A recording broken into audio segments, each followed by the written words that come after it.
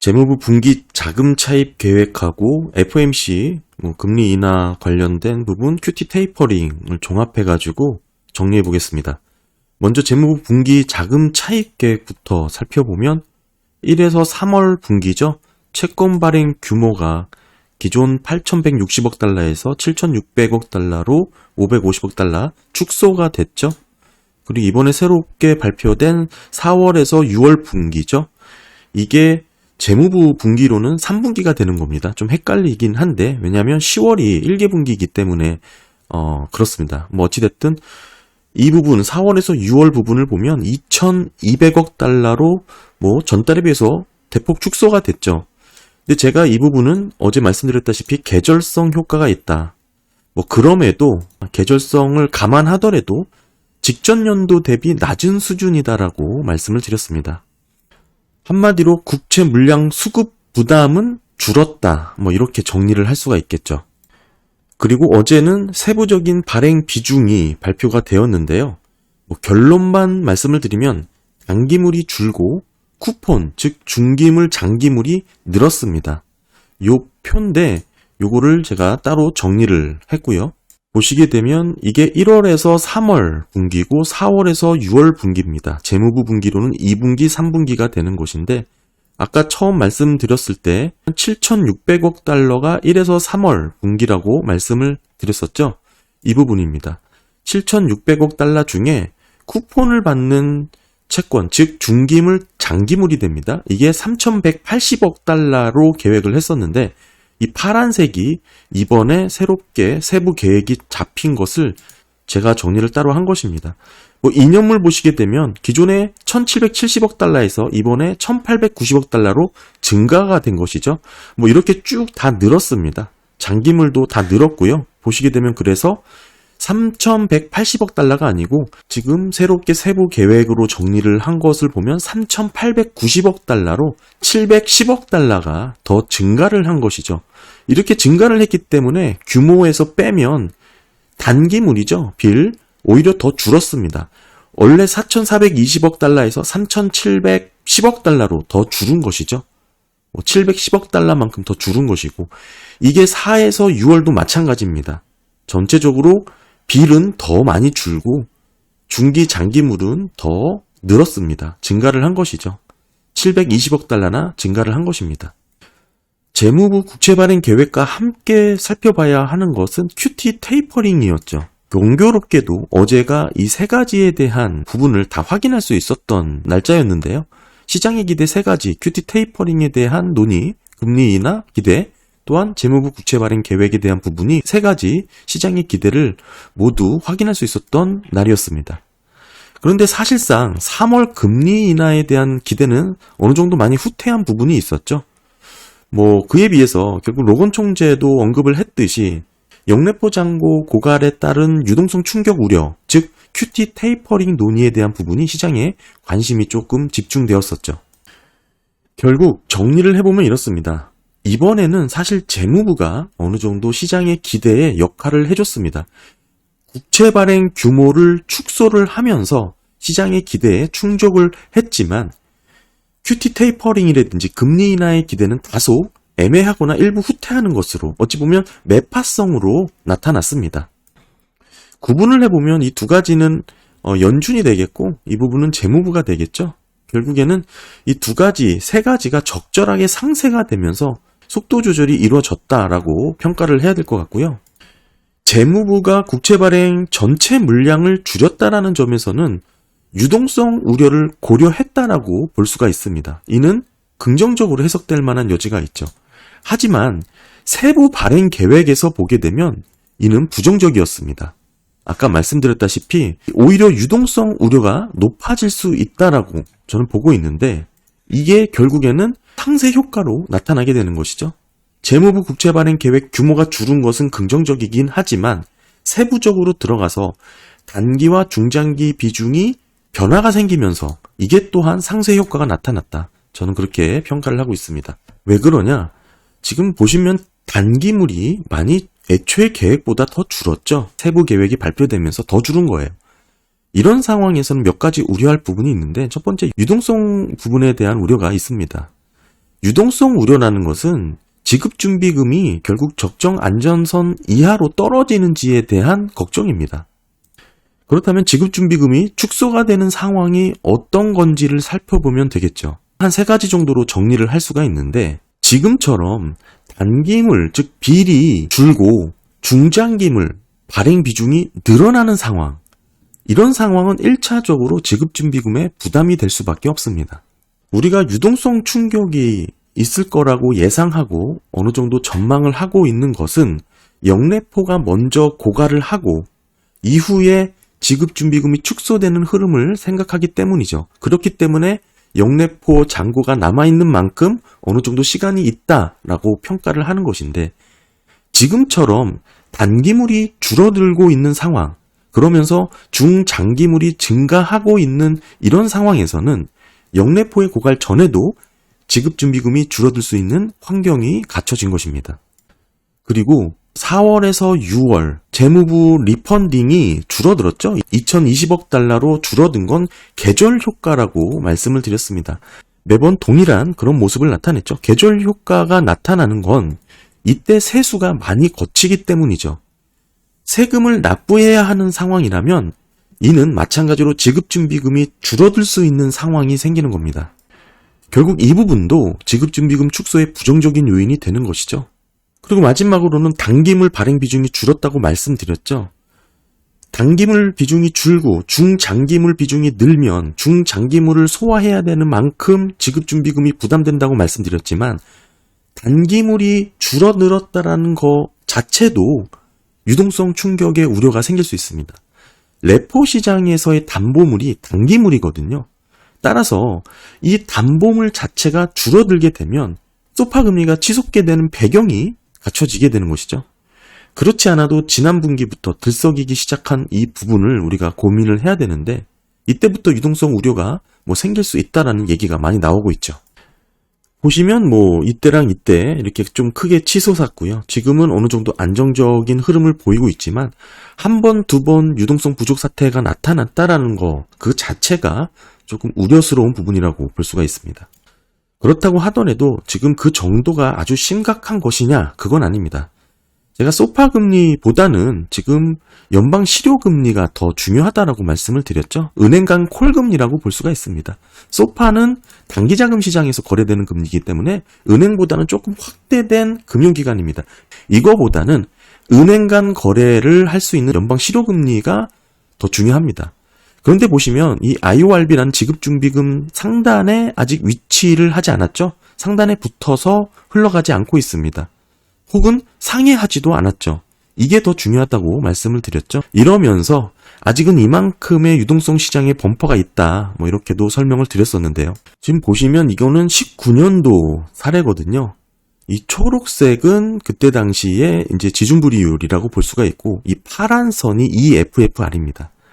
지금 EFFR이 결국 이 IORB 지준불이율보다 밑에서 형성되어 있기 때문에 안심할 수 있다고 말씀드렸지만, 2019년대는 이때 보면 다 밑에서 형성이 되었죠. 그러다가 이때부터 상단에 붙어서 가다가 4월 들어서부터는 아예 상회를 해버립니다. 이러면서 사실은 2019년도 연준이 화들짝 금리를 내리게 되는 단기거래 시장, 레포 시장의 발작으로도 이어졌는데, 연방 실효금리가 이렇게 지준불이율을 넘어섰던 이 부분은 유동성 고갈로 우리가 충분히 해석될 만한 시그널이다. 제가 이렇게 또 설명을 드렸었죠. 그런데 아직은 이런 부분이 나오고 있진 않다. 굳이 비교를 하자 보면 이런 부분까지 되겠죠. 아직 상단까지도 붙지 않은 그런 상태다. 이 정도 상태겠죠. 이렇게 볼 수가 있을 것 같고요. 근데 이 차트 보시면 그 2019년도 당시도 이 소파 레포 금리는 예전부터 이런 발작 사태 이렇게 있었습니다. 이러다가 이때 크게 터진 것이고요. 따라서 지금 레포 금리가 이 정도 튀었다고 해서 유동성이 부족하다 이렇게 볼 만한 건 아니고, 부족할 정황이 생겼다 이렇게 좀 봐야 됩니다. 조금 확대된 그래프로 보시면 이거죠. 이때는 이때 레포 금리의 발작이 있었던 때고, 그 전에도 지준불이율을 넘어섰던 이 금리를 우리가 또 확인할 수가 있고, 이렇게 튀었죠. 이렇게 튀었던 거 확인이 됩니다. 그래서 더 중요한 것은 결국 은행 간 거래인 이 연방 실효금리, 이게 지준불이율보다 높아지는지 또는 상회하는지 상단에 붙는지가 더 중요한데, 지금은 아직은 그렇게 붙은 모습은 아니다, 뭐 이렇게 말씀을 드렸습니다. 그래서 제가 몇 주 전에 다들 영래포 잔고만 보고 있는데 아직 잔고가 남아있기 때문에 유동성 우려가 없다, 뭐 이렇게 생각하는 것이죠. 시간이 남았다 이렇게 생각하는데, 지금 상황을 놓고 보면 섣부르게 그렇게 단언해서는 안 된다고 생각을 합니다. 오히려 지금 달라진 정책 상황은 가능성이 더 높아졌다라고 저는 생각을 하고요. 안 보신 분들은 한번 보시기를 추천드립니다. 따라서 어제 FOMC와 재무부의 리펀딩 계획을 종합해서 평가를 해보면 한마디로 서로 상쇄된 부분을 저는 꼽을 수 있다고 봅니다. 크게 보면 연준은 매파였고요. 재무부는 비둘기였습니다. 따라서 QT 테이퍼링과 금리 인하는 다소 시장의 기대보다 후퇴를 한 부분이 있고, 다만 재무부의 국채 발행 규모 그 자체는 축소가 되었죠. 이 부분은 상당히 시장에서 긍정적으로 받아들이게 됐고요. 따라서 긍정과 부정이 서로 상쇄된 그런 큰 그림이 하나 있었고요. 그리고 작게 보면 또 재무부 국채 발행 비중이 단기물은 줄고 중장기물은 증가를 했습니다. 이 부분도 결국 부정적인 요소가 될 수 있는데, 아까 말씀드렸던 국채 발행 규모 자체가 축소되었던 부분, 이 부분과 서로 또 상쇄가 되면서 어느 정도 지금 시장의 흐름이 나타나고 있다, 이렇게 정리를 할 수 있습니다. 그러면서 세부적인 디테일한 정책들도 어느 정도 긍정적으로 해석되는 여지가 있었는데요. 사실상 본격적으로 QT 테이퍼링의 논의가 되진 않았지만 3월부터는 어느 정도 시작을 하겠다는 파월의 발언도 있었고요. 그리고 더불어서 재무부 입장에서도 중장기물 비중이 늘어나는 부분에 있어서 다소 우려스러운 걱정을 했던 것 같습니다. 그러면서 바이백 이야기도 꺼내 들었었고요. 그러다 보니까 시장에서는 이 정도의 중장기물 비중이 늘어나는 거에 대해서는 큰 우려가 아니라는, 충분히 소화할 수 있다라는 평가를 보였습니다. 어제 내용을 좀 정리를 해보면 지금 상황에 대한 판단을 내리는데 아주 유용하다고 생각합니다. 지금 2년물 같은 경우도 보시게 되면 많이 늘었죠. 그럼에도 사실 어제 2년물은 뚝 떨어졌습니다. 채권 시장의 의중을 살펴볼 때 2년물을 살펴보는 게 매우 좋습니다. 2년물은 기준금리의 총합이죠. 기준금리의 변화 없이도 이런 흐름을 보였다는 것은 의미가 있는데요. 정리를 해보면 수급 이슈는 어느 정도 일단락 되었다라고 볼 수가 있고, 더 중요한 것은 경기 팬더멘털이다, 이렇게 볼 수가 있습니다. 결국 어제 회의에서 금리 인하라든지 QT에 대한 기대가 다소 후퇴한 면은 있지만, 연준 자체는 매파성으로 어느 정도 시장에서 해석이 되었지만, 실제 미국 경기의 팬더멘털 측면에서는 오히려 채권 투자에 유리한 상황이다라고 판단을 한 것이죠. 지금 1분기 GDP가 3%로 전망이 되고 있는 가운데 결국 연준이 빠르게 금리를 내리지 못할 것이다라고 생각을 하는 겁니다. 결국 이 얘기는 고금리가 오랫동안 지속이 되면서 나타나는 충격, 한마디로 경기 침체를 벗어나지 못할 것이라는 채권 시장의 판단이 녹아 들어갔다라고 저는 보고 있습니다. GDP는 선행지표가 아니죠. 따라서 어제 파월의 발언 중에 매우 중요한 얘기가 나왔는데, 다시 목표 물가 2%를 꺼내 들었죠. 2% 목표 물가에 대한 확실한 증거가 나오기 전까지는 금리 인하 없다라는 발언을 했습니다. 12월 FOMC 발언을 뒤집은 것이죠. 이렇게 되면 제가 예전부터 말씀드렸다시피 경기 침체로 인해서 금리 인하를 하게 되는 패턴으로 이어질 것입니다. 그 부분이 시장에 이렇게 기대감으로 반영이 된 것이다. 저는 그렇게 보고 있고요. 제가 채권 투자하는 데 있어서 매우 민감하게 보는 기준치가 연준이 목표 물가 2%에 대한 부분을 변경할 것인가 아닌가, 이거입니다. 예전부터 영상을 보신 분들은 제가 이 부분에 되게 민감하게 반응하고 있다는 것을 아실 수 있을 텐데요. 이게 달라지면 채권 투자에 있어서 매우 큰 기준이 달라지는 겁니다. 그런데 12월 FOMC에서는 이례적으로 이걸 포기하겠다라고 얘기한 것이죠. 이게 마치 보험성 금리 인하로 시장에 받아들이면서 그렇게 상황이 이어졌던 것이고, 이번에는 과거처럼 다시 2% 목표 물가를 고집하겠다, 데이터를 확인하고 금리 인하를 하겠다라고 번복한 것입니다. 매우 큰 포인트입니다. 이걸 계속 고수하겠다고 한다는 건 경기 침체 확인 후 금리 인하를 하겠다라는 연준의 생각인 것입니다. 게다가 또 예상하지 못한 은행의 부실 여부가 또 있었죠. 이슈가. 뉴욕 커뮤니티 은행의 손실 부분이 있었습니다. 사실 뉴욕 커뮤니티 지역은행은 지난해 파산했던 시그니처 은행을 인수하면서 결국에는 자산 규모가 커졌거든요. 그러다 보니까 그 자산 규모가 커진 만큼 충족해야 되는 자본 요건이 강화가 됐는데 그걸 맞추려고 하다 보니까 배당금을 줄이고 충당금을 더 쌓고 이러면서 부실 대출 우려가 두드러지게 나타난 것이고, 실제 부실 대출의 규모도 직전 분기보다 더 크게 증가했죠. 3분기만 하더라도 2,400만 달러였는데 이번에 1억 9천만 달러 가깝게 증가를 했습니다.